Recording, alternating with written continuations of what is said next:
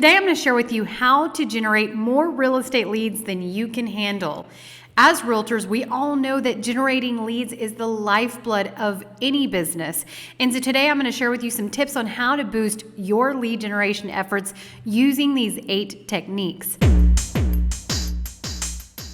Hi, my name is Micah Marie-Watt. I'm with eXp Realty, where I've coached and trained thousands of real estate agents all over the world.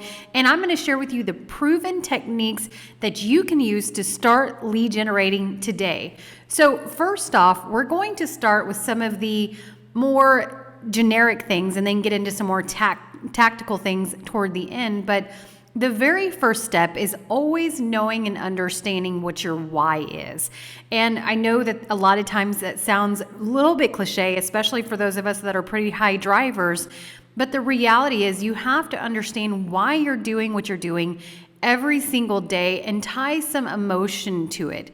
And the reason why I say that is because a lot of real estate agents will say, well, I want to net $200,000 this year. Well, that's great, and that's a great number to try to achieve, but what does that netting $200,000 mean to you? Maybe it's to purchase a new house for your family, or maybe take your entire family on a Disney vacation. Whatever that may be, what does that mean to you and your family? So understanding your why is incredibly important, but then also the reverse is understanding the pain attached to that why. So what happens if we're talking a year from now? What happens if you don't achieve that why? So the first step in lead generation is to understand your why and then what pain is attached to that. We almost have to put like a little bit of a dagger to the heart and understand what's going to happen if I don't achieve those goals, and to know your why in the business and what's going to motivate you. Because when you understand that, you're going to understand and it's going to push you forward on the days that you don't feel like doing the boring task and the things that are really going to push your business forward every single day. Number 2, and we actually heard this best from the CEO of eXp Realty and founder, Glenn Sanford. He said, now more than ever, it's time for agents to go back to the basics, really develop those foundational skills and almost unlearn the things that we've learned the last couple of years, because it's not been a normal market. So the shift we're seeing now is definitely going back to a normal market. So sometimes the best lead generation strategy is to go back to the basics. And this means networking, attending local events, and building relationships with the people in your community. So remember, real estate is a people business. And the more people you know, the more potential leads you're going to have. I think Grant Cardone says it best is the difference between a contact and a contract is the R, which stands for relationship. So if you don't have enough leads, usually when I'm speaking with agents, and I do a lot of strategy sessions with agents every single day, the first question I'm going to ask them is, what did you do 90 days ago to get the business that you have or don't have now? And so if you're not doing the things, which are going to lead into the next point is your daily prospecting, that's where you're going to control the outcome. So if you're not out there really building relationships belly to belly, rubbing elbows with people, it's going to be a challenge to build your business. So daily prospecting and really committing to your daily prospecting every single day is incredibly important, whether it's 30 minutes, an hour, 2 hours a day. This is what I call your power hour. You're focusing on income producing activities. And so daily prospecting is where you're going to control the outcome. One of the most important things you can do for your business is to prospect every single day. This means setting aside time each day to reach out to potential leads, whether it's phone calls, emails, social media, messaging, what have you, and make sure that you're consistent in your prospecting efforts and track the results to see what's working and what's not working, what time of day it's best to reach out to your clients, what communication methods do they prefer, etc. So you can't manage it if you're not measuring and tracking your results.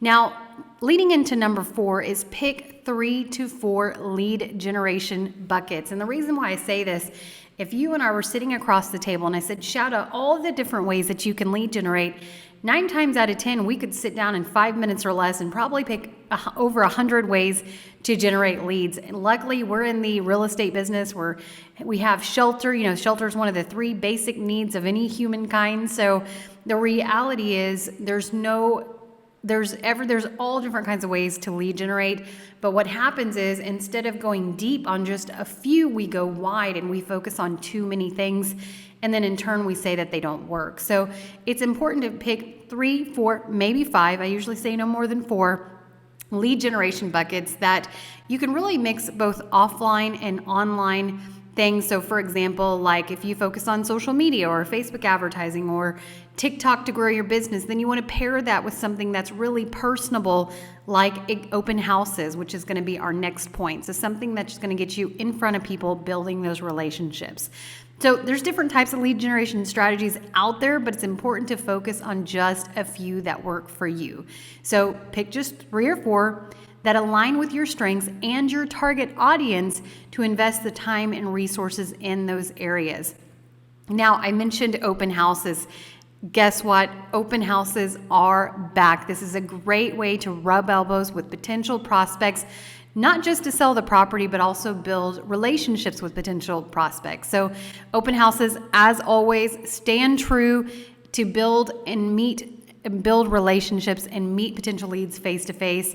But it's always important not just to host the open house, but make sure you're prepared and have a plan in place to market it properly, but also to engage with the visitors and collect their contact information. And then of course, the follow-up, which we're going to get to in a little bit later. But remember, the goal of an open house is not to sit behind your computer and get some extra work done. It's about engaging with the potential clients and building that relationship and really standing out from all the other real estate agents they're going to see that day at other open houses. Now, number 6 is work out of a CRM. A CRM stands for a customer relationship management system.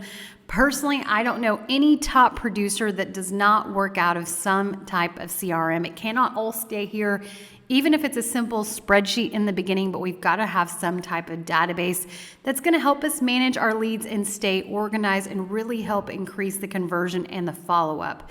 So make sure that you're using a CRM that works for you, that you're regularly committing to updating it with the new leads and relevant information on your current leads. There's no right or wrong as far as a CRM. The best CRM ultimately is going to be the one that you use.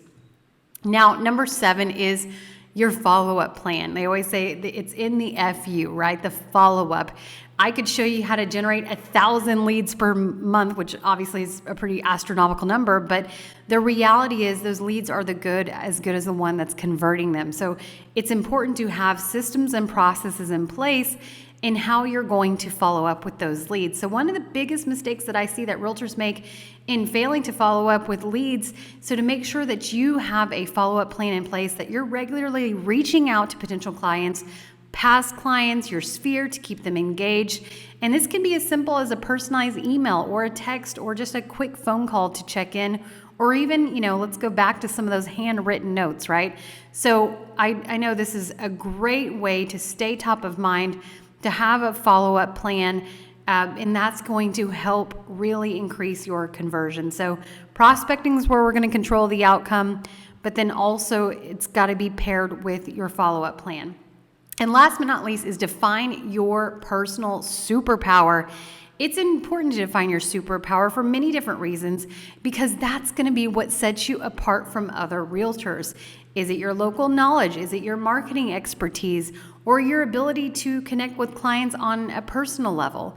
Once you know what your superpower is, you can use it to really differentiate yourself and attract the right people to you. And then guess what? Now you can leverage everything else and really hone in on what you're personally good at. So in conclusion, lead generation is a critical part of being successful in real estate by understanding your why, knowing the pain attached to your why, prospecting every single day, follow up on your, having 3 to 4 lead generation buckets, attending open houses, working out of your database and CRM every single day, having that follow-up plan, and then defining your personal superpower.